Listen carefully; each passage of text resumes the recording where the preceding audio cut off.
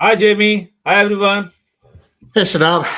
Good afternoon, good morning, good evening, whenever you're listening to this. Good to have you on the podcast again. To the AI files. Absolutely. The weeks are always full of action. So last 2 weeks, a lot of things have happened. Of course, we can't cover everything, but we have some really exciting stuff that we're going to touch upon today. So what do we have today, Jamie? So I got three very different topics for everyone today. And like you just said, there's a lot of information that comes out over since the last time, 2 weeks ago, since we had this. But I want to start out with something that I guess that might be somewhat controversial as far as its use. But Microsoft came out with a AI-driven video generation. It's definitely made a lot of buzz. It kind of hit the airways, if you will, just a couple of days ago.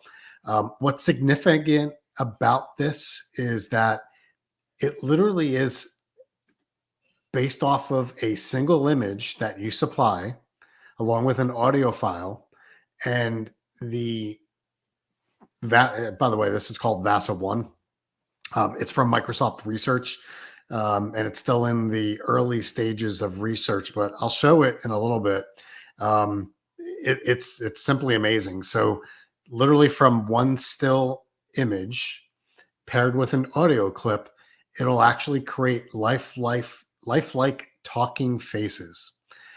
So the animation is just out of this world realistic. Kind of blown away when I saw it. It actually does precise lip sync or lip to audio synchronization, but it doesn't just stop there. It actually has lifelike facial behavior, which you could also control. Do you want the person to look happy, sad, angry, quote unquote, angry eyes from Toy Story? It literally will do that. It's mind blowing. What it does is 40 frames per second at a 512 by 512 video, and there's barely any latency that is detected. So it really makes it suitable for real-time applications like video conferencing, and I think of it this way: for creating avatars. um, as I mentioned already, the controllability of this, very intricate, and it could get down to the level of like where the eyes are actually gazing at. Like literally, I could talk this way or that way. The model, you can control that. You can control head distance, like literally how close should this be? Should it be here? Should it be there? And as I mentioned already, you could kind of emit emotions within the video. So just a huge amount of control. Um, I would say that probably the biggest thing, and we'll put these things in the show notes, in the Microsoft Research blog that came out. Not only was it talking about the capabilities and just the real lifelike um, audio to picture syncing, a lot of the blog post actually also had to do with responsible AI.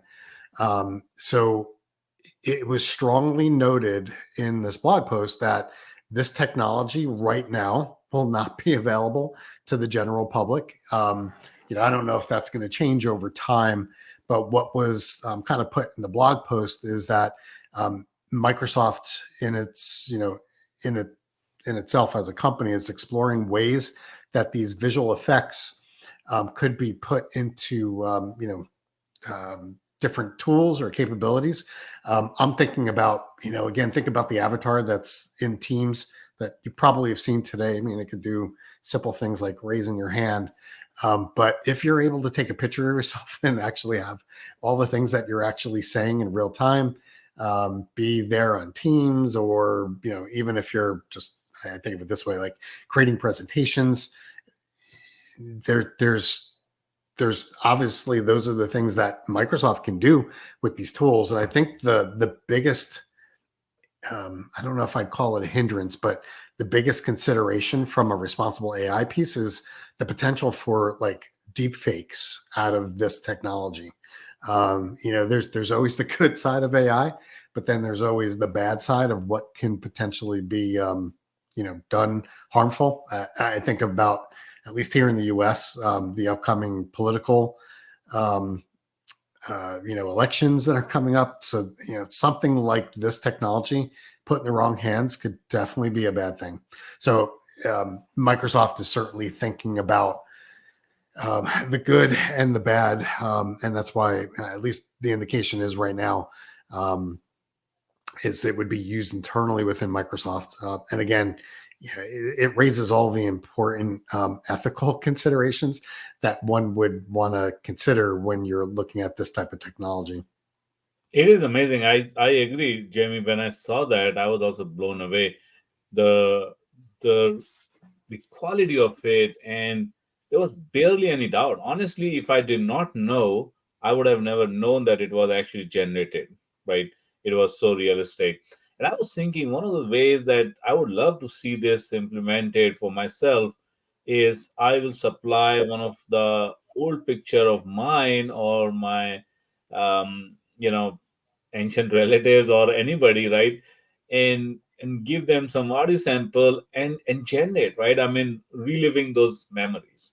I would Yeah. actually love to do that, and it would be amazing actually to play with it. Unfortunately, it is not out in the public hand, and rightly so, because I think there is a lot of potential.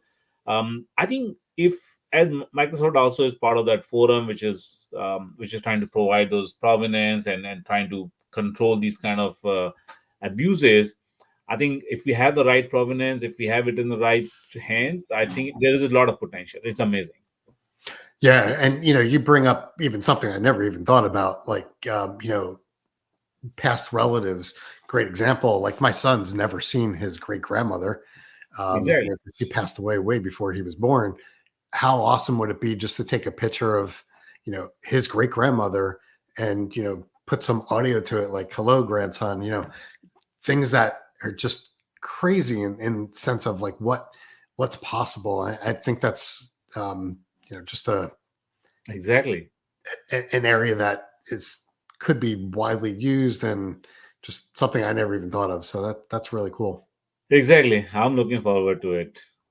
So What let else? me, yeah, I was gonna say, let me show you a couple of things for just mind blowing, to be honest with you, for this. So again, we'll put this in the show notes. So again, there's no working code right now that people could get their hands on, but they did put some very interesting use cases slash examples in the blog post. Just reiterate what I mentioned before. You literally take one image, a single image, put an audio clip associated with it, define some control signals, again, happy, sad, where you want the eyes, and then the output is what you're about to see. So, by the way, in this blog post, there's the actual white papers on how this is done, so you could read all of that deep information. But here's an example. So this is realism and liveliness. I'm just going to play a couple of little snippets at a few of Have you these. ever had, maybe you're in that place right now where you want to turn your life around and somewhere deep in your soul there could. So you get the sense there. Again, single image, just looking straight onto the camera. It Oh my God. then aligns it obviously with the lip movement, but also the head movement, the inflection within the voice. It's again, it's just crazy. Now these are a little bit more where it's shorter examples, but more diverse ways of working with the audio. And I'll play this one. The micellas, the milks, the cleansing balms, the oils, they are really great for a drier skin, a mature skin, that first step cleanse, that removing makeup. So for me, they kind of sit into that bracket. So you could see how fluid the movement is, not only the lips, but just the head movements, what's being done. So here's an example where the controllability. So this is an example of the eye movement. So you can direct again, am I going to look straight on? Is it going to go left, right, center? I would say that we as readers are not meant to look at him in any other way but with disdain, especially in how he treats So again, her, all the his same video clip, but it's just different directions on where a person would be looking when they're talking. Here's another one I mentioned before, like how close in the face would be. And again, this is all controllable. But you can imagine I have a lot of questions. You know, So the thought I'd here love is, to begin with. do you want that far away look, a little bit more close? And as I mentioned, here's the last one. I'll let this one play out, but you know, a neutral face, very happy face, somewhat. This is the angry scenario that I was talking about, as well as then somebody that would look surprised. Do stand up all the time. I'm a stand-up comedian, improviser by trade. You had me on one of the most fun experiences of my life as I was on the show in Chicago. So you get the idea. So again, it's not just about take an audio clip and have the lips move and nothing else moves. The whole face moves, the expressions move, the direction moves. But then you could also put in, you know, again, this emoting or emotion. So just you know, out of this world, at least from what I'm seeing here. You know, they put some other, you know, what I'll call cute examples of taking the Mona Lisa and then having the Mona Lisa rap. I'm not going to play all this stuff, but you get all of this sense of what could be done. So it's going to be very interesting to see where this goes over time. Love to get my hands on it. Maybe that'll be a future episode when this does come out, and we could actually do some coding associated with it. Love to take me or take my dog. I haven't even thought about if it would work on non-humans, but interesting stuff nonetheless. That would be an amazing example of a dog and giving a sample of his barking and have a conversation. So yeah. So anyway, that was VASA. Would be very interesting to see where this goes over time. Let's talk about, you know, you talked about the talking dog. It's going to be a great segue into another one of the topics here.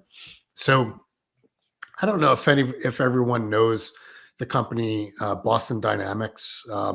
They're pretty well known. They've been in a company that's been around for many years, but you might know them for the dog called Spot. And again, that was my transition between talking about. I see their videos, clips. You know, they often release about different movements and stability during motion. They're amazing. That's another extremely innovative company. Yeah. So that same company, Boston Dynamics, that has that dog Spot. So it's a robot.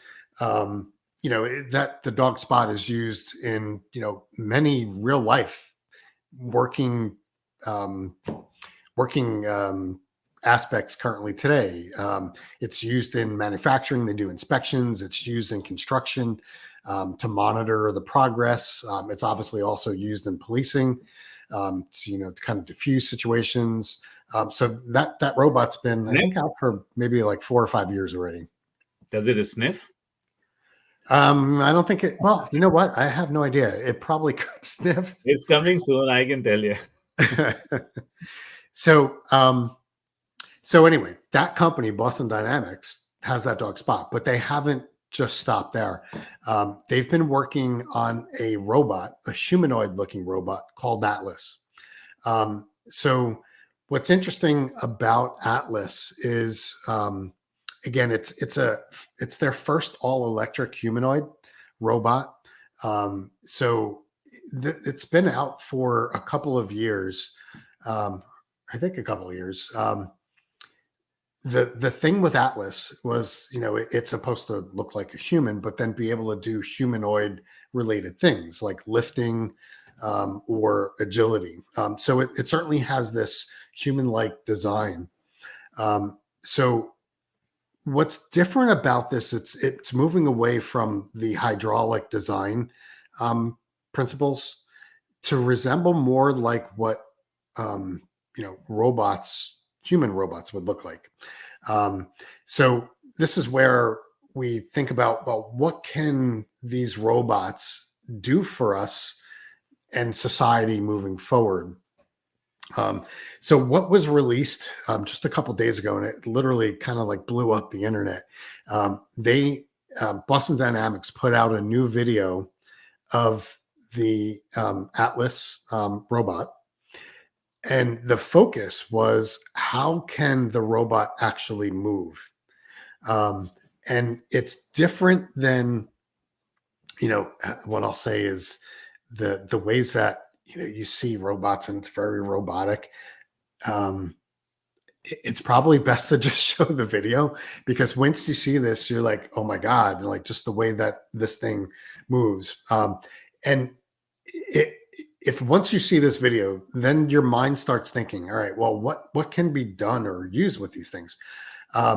The While this robot is still not ready for commercial use, there is talk already for this Atlas robot to begin testing with Hyundai, and also incorporating some advanced AI and machine learning inside of the robot. And that's where these things are going. And I don't know if everyone has seen, but there was, there's other companies in this space. Figure, which is an AI company, they have a robot called Figure 1. And you might have seen the recent, I say it's maybe about 6 weeks old already. But the Figure robot actually was, being able to pour a cup of coffee or make coffee. There was another video that actually had Figure 1 do multiple tasks, such as, find an apple on a table to give to a human because that was the only piece of food. Where I'm going with this is that artificial intelligence is now being incorporated into these robots, much in the way that we're looking at things like use of GPT and the large language models for its reasoning. So the video with Figure 1 did that. This is where Boston Dynamics is going as well, putting into quote unquote the robot Atlas. Yeah, let me- that video was creepy, honestly, Jamie, about that movement, and that reminded me of that famous robot from Mandalorian series, right? The one that actually turns around all the direction and was shooting all the way. It just reminded me that, and this the one of the thing is uh, putting that LLM plus robotics together, is a mind blowing combination that really gives that human like abilities and capabilities to the robot in terms of the conversation, taking instructions, etc. as well. Yeah, and once I share this video, you'll kind of see the way that this thing actually moves. All right, everybody. Here's the video of the Boston Dynamics Atlas 01. Like I said, this was just released a couple days ago, literally 4 days ago, as we're recording this, and you can already see there's almost 4.5 million views. So maybe you're one of those. But what I want you to do is pay attention to how this robot moves, and then think about how this could be used going forward, along with the combination of a robot like this with AI infused in it.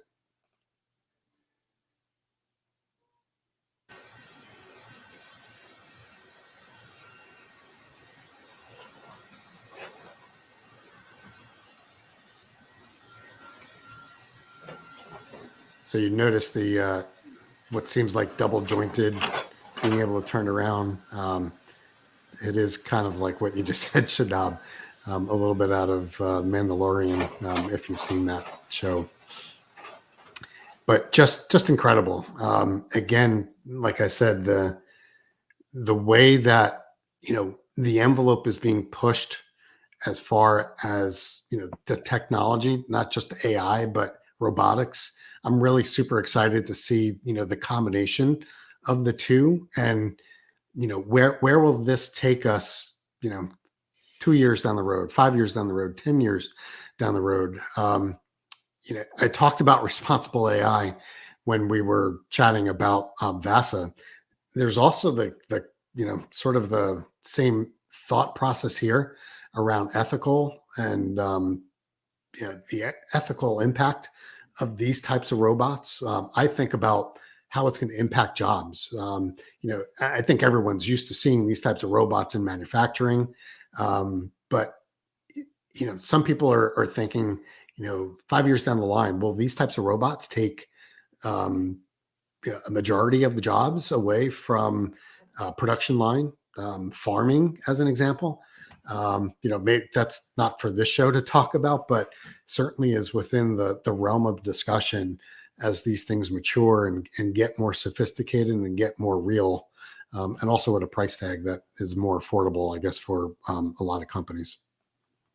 Yeah, that would be another topic that we should discuss one day about the impact of AI on the jobs and how that's going to actually shape much bigger topic to talk about. Yeah, definitely. So let me take you into one last topic for today in terms of news. We cover a lot of different large language models on the show. And by the way, we're not just large language model focused, as we just kind of showed, talking about some things around robotics. But it seems like there was a lot of announcements this past week with language models. Meta put out their newest open source model, that being Llama. So specifically LLAMA-3 was just released. I've had a chance to play around with it a little bit. I am duly impressed. I'll show a couple of the articles and things here about performance, but one of the things that they put out around some of the benchmarks for the pre-trained models. I know we haven't gotten into detail yet on any of these shows, but there's a benchmark that most companies use, which is the MMLU. Long story short, with that is it's basically think about a humanoid testing for things that you would normally do, and then it's around reasoning. The best way I kind of think about it is think about like a college exam, or leaving after your 4 years of college. How well can you reason? That's what the MMLU is in a nutshell. You could do zero shot or few shot. Most of the various different companies do a 5-shot, which basically means, all right, here's 5 different examples going into the MMLU when you give it a prompt. The Meta put out, and by the way, I probably should have said this first. Right now, they have 2 different LLAMA-3 models. There's an 8 billion parameter model, which is notably called LLAMA-3 8B. And then there's also 70B, which, as you can guess, 70 billion parameters. They are working on a larger one. It's still being trained as of right now. But in these 2 different models, they put it up against Mistral 7B and Gemma 7B. Again, that's going against the LLAMA-3 8 billion model. It scores higher than any one of those other models in the MMLU test. Actually, it was 66.6 for that one. When you look at the 70B model, that would be equivalent to looking at like the Gemini Pro 1.0 or Mistral 8X22B. Again, comes up with a higher MMLU score at 79.5. Translate, what does this all mean? This model is performing better than those other existing models that are out there. And you could even argue that it performs better than GPT 3.5, at least on the 70B. I alluded to the fact that there's an even bigger model that's being trained right now. That's going to be in the hundreds of billions of parameters. Is that going to come close to GPT-4? Who knows? We'll see it once it gets released, or once it's finished training and gets released. But the bottom line is it's very encouraging for what we're seeing in the advancements of these open source models. And again, the Llama B is just one of the many that are out there. So, there's a lot of things we can go to in terms of, the technology behind this. There's a design methodology for the Llama-3. It's focusing on the architecture and being able to actually do some scaling up based upon the pre-training. And as I mentioned, there is the future developments out there, the 400B model. It's going to support all the things that you normally would think about: multimodality, multilingual support. If there's one thing that I could pick on right now on the LLAMA-3 models, it's the context window.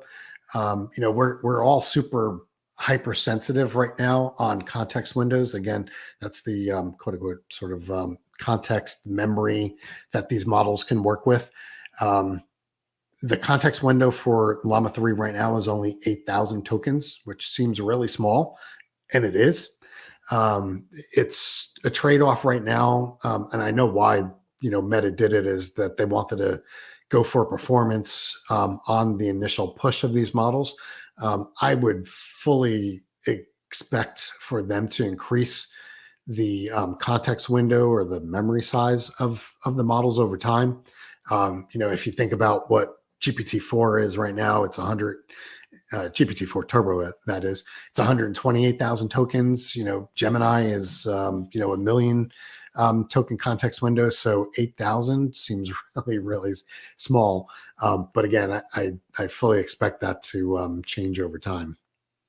So anyway, that's LLAMA-3 in a nutshell. What I find interesting also about LLAMA-3, and I'm going to share some my screen real quick, is that they're not only providing the APIs and the things that we're used to seeing as far as developers, but they're also infusing LLAMA-3 now into their quote unquote consumer products.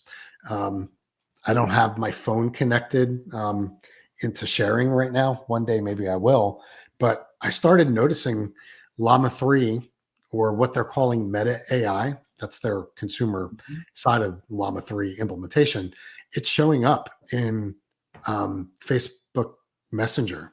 It's showing up inside of browsers now, where I could work with Meta AI, which is what I want to show you right now. Obviously, I'm not going to show you my Messenger piece, but let me show you what Meta AI actually looks like.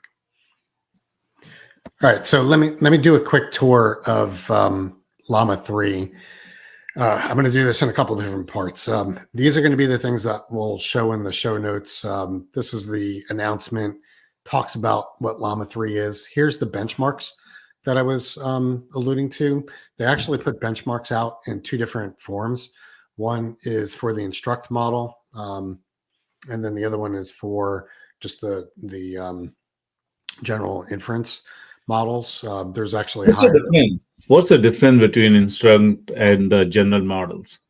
So the instruct models is they do some output pairing with it. So it's basically trained a little bit more specific to a topic or a concept.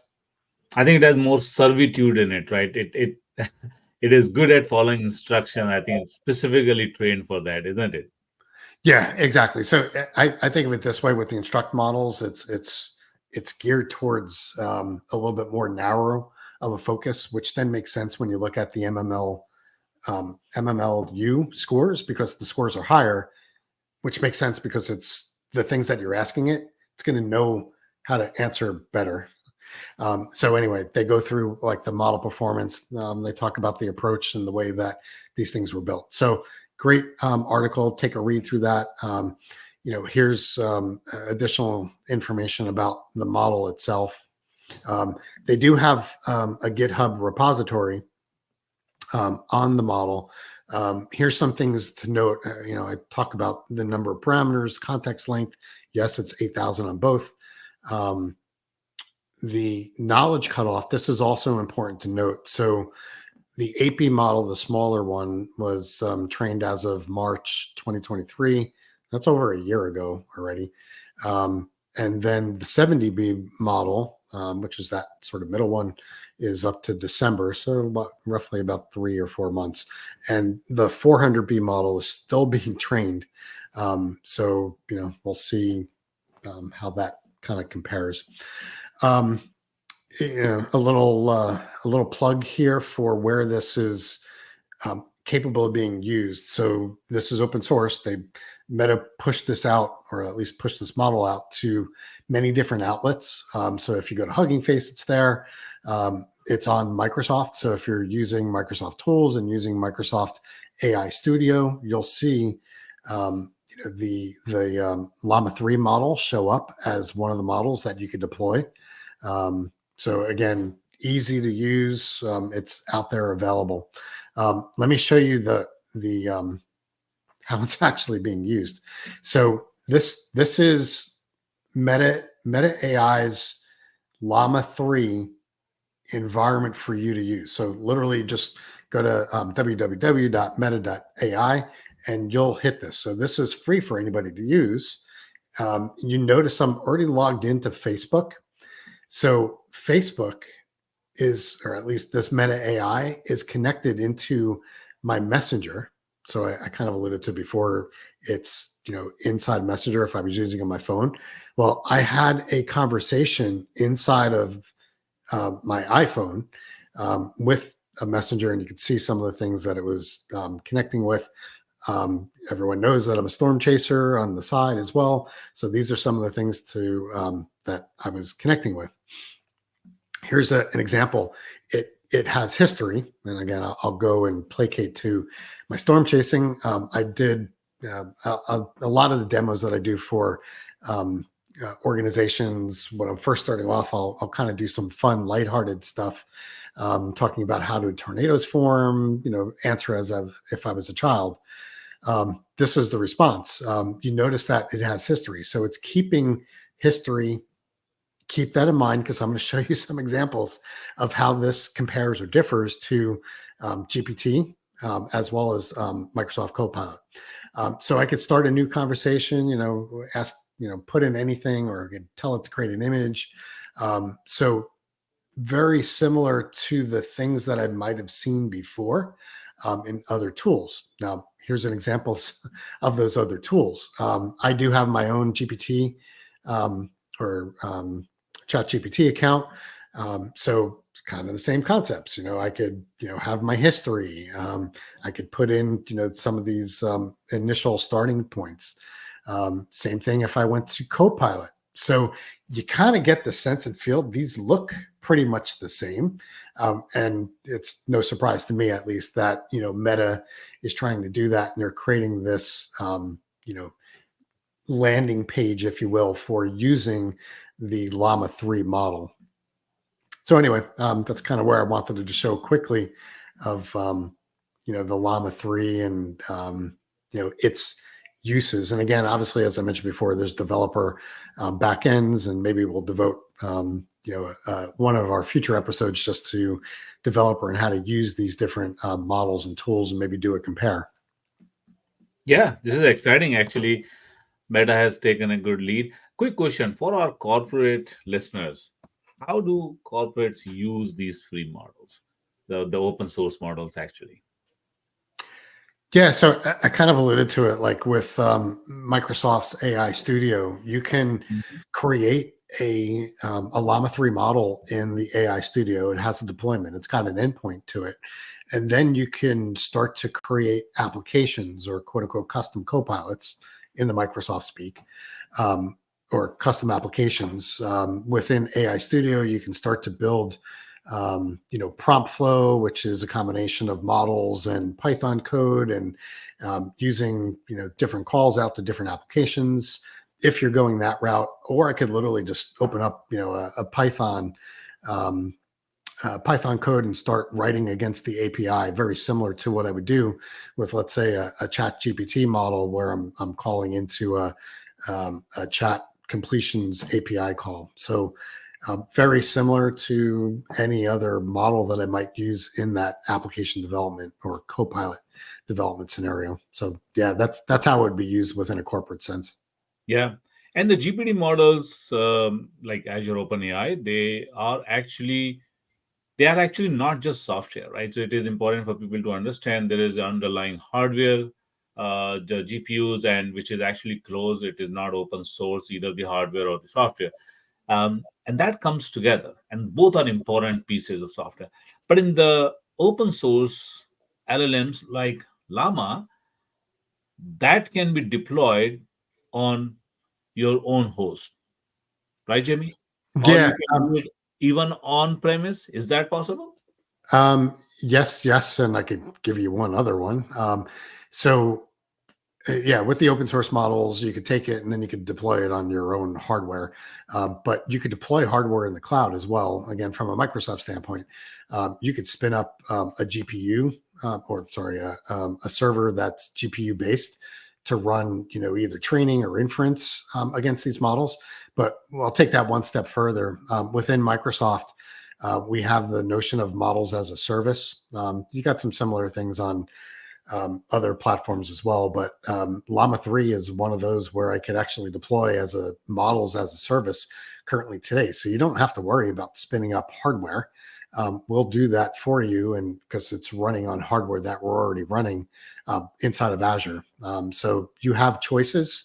Again, whether or not you want to run it as models as a service or run your own hardware, and that hardware could be, on-prem in your own environment or either running in the cloud as well.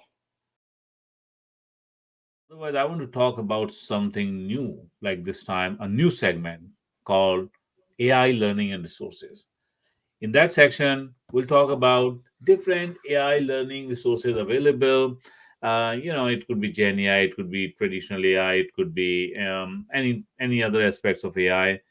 But I think it's important because a lot of people, they want to scale up, and many times they don't understand where to go. Sometimes they also don't understand which is the most effective way of learning something.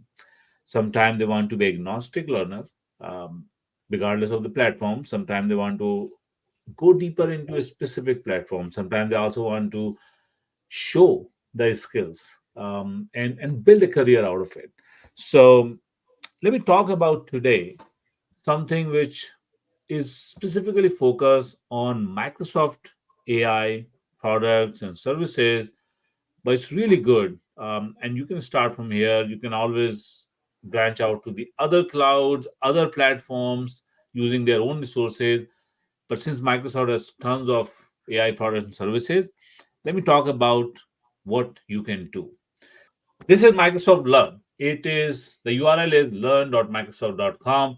You can visit that in multiple languages. But here's the thing, go to the Learn. Here you can search whatever you want, but here are some of the important features. You can take the trainings, and those trainings are based on your interest area. They will also give you the recommendations based on what you have been browsing, so you can learn different aspects. And it's not just AI, anything within Microsoft world is available to train on, whether it's Fabric, whether it's Azure, it's apps, or anything else, or even some of the hardware product like HoloLens. And you can also see some of the learning pathways and different modules are there. So if you go to one of those, you can go to like fundamentals of responsible generative AI. You will see multiple different modules. They are very bite sized, so very easy to consume. You can also do a quick knowledge check. It's not an assessment, it's just a quick knowledge check. And there are multiple, it's also defined very well in terms of who will find it beneficial. So that's one. You can do tons of training, self-driven training, most of it. But in some of the cases, you can also actually also sign up for the learning provider. So you can do the instructor-based learning as well. Okay. The other aspects of Microsoft Learn is the technical documentation. You can go to any of the service and product. Let's say, for example, you want to do the Azure or you want to do the Microsoft Fabric. You can go to any of them. There's so much documentation out there. You can go to, let's say, Microsoft Fabric, you want to learn about, and you can go into details. This is like a Wikipedia. Okay, so there are lots of links in each of the pages. There are supporting links as well. There are trainings and documentation.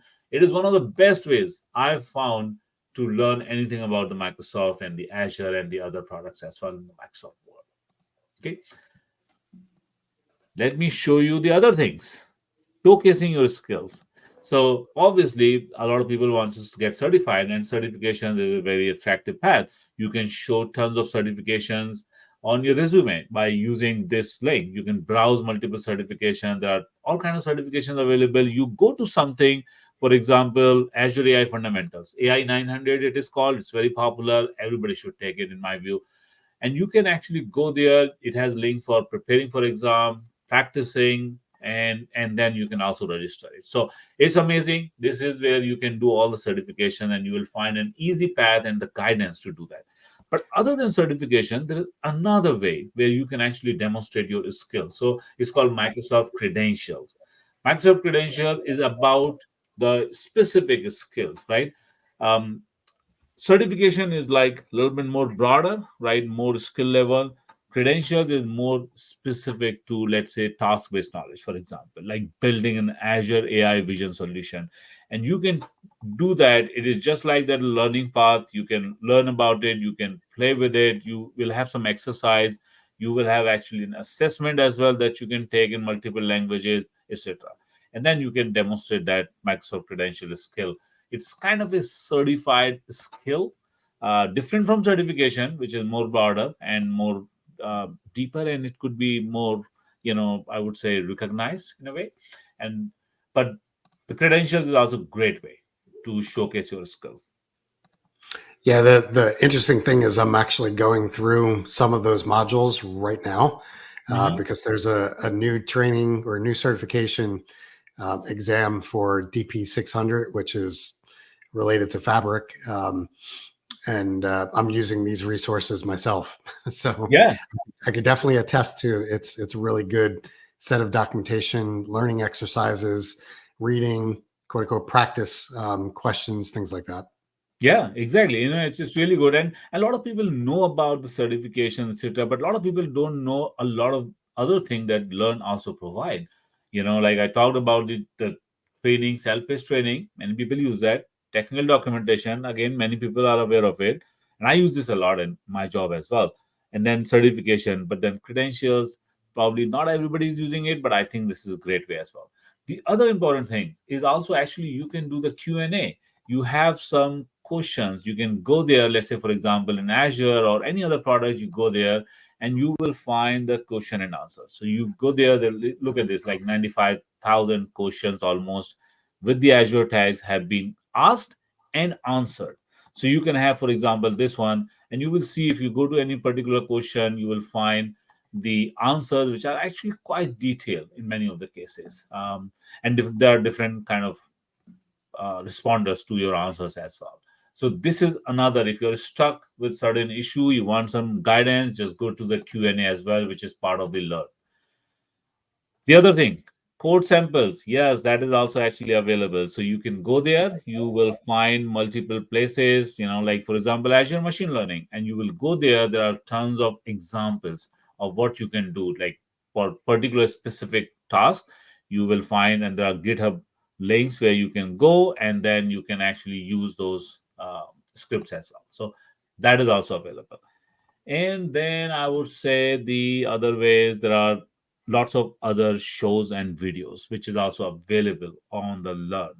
So I know the AI files is the best, but other than that, for specific things, you can also go to the different shows and events, and you can see those links. That this is also another good one. Mr. Maidas, he's the vice president of design and experience at Microsoft. So he has his own videos like this cozy AI kitchen, and you'll find them useful as well. Likewise, there are other shows and events also which are available on the Learn again. So I would say Microsoft Learn for Microsoft World is an amazing resource, easy to access, free for most of the things, give you clear guidance, and a Wikipedia kind of format where everything is linked together, and you can start right away. Learn.microsoft.com. Okay, hope that helps. So, yeah, I think we covered some really exciting updates and stuff, and I am excited for the next one, Jamie. Looking Me forward to do too. I mean, another. a lot of, I think anybody in this space knows that there's a lot of things being, released, announced every day. So looking forward to the next time we connect with everybody here to give you the latest on the world of AI. Absolutely. See you later, everyone. See ya. Bye-bye. Bye.